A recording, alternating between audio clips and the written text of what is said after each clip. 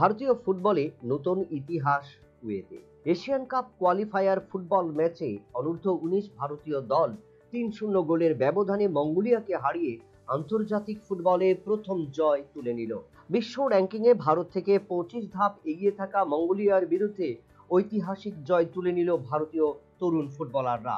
আরদিয়ার কুশাতে গোটা মুষ্টিমেয় সমর্থক উপভোগ করল ভারতের এই ঐতিহাসিক ম্যাচ।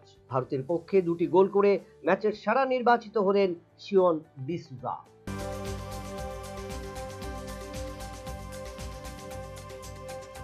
পাকিস্তানের পর পদ্মাপাড়ের দেশও মুখ থুবড়ে পড়ল ভারতের সামনে, যার কারণে এশিয়া কাপ ক্রিকেটে টানা ৩টে ম্যাচে জয়লাভ করে সুপার লিগের দৌড়ে ফাইনালে প্রথম দল হিসেবে পৌঁছে গেল ভারতীয় দল। ইনিংসের শুরুতে ব্যাটিং বিপর্যয় হলেও অভিষেক শর্মার ৭৪ এবং হার্দিক পান্ডিয়ার ৩৮ রানের দৌলতে ভারতীয় দল নিজেদের ইনিংস শেষ করে ১৬৮ রানে। ভারতের পক্ষে কুলদীপ যাদব জবাবে বাংলাদেশ ১২১ রানে নিজেদের ইনিংস শেষ করে।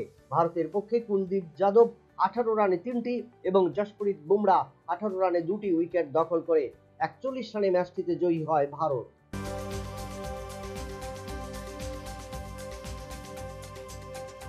আসন্ন ওয়েস্ট ইন্ডিজের বিরুদ্ধে ২টি টেস্টের জন্য ঘোষিত হলো ভারতীয় দলের নামের তালিকা। ১৫ সদস্যের দলে ভারতীয় অধিনায়ক হিসেবে নির্বাচিত হয়েছেন শুভমান গিল। বর্ডার গাভাস্কার সিরিজ এবং অ্যান্ডারসন তেন্ডুলকর ট্রফিতে যাদের সাইড বেঞ্চে রাখা হয়েছিল তাদের অনেককেই সুযোগ দেওয়া হয়নি ওয়েস্ট ইন্ডিজ সফরে।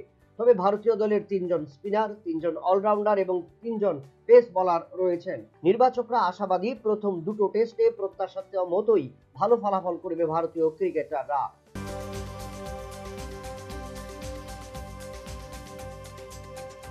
ঘোষিত হলো সুপার কাপ ফুটবলের ক্রীড়াসূচি।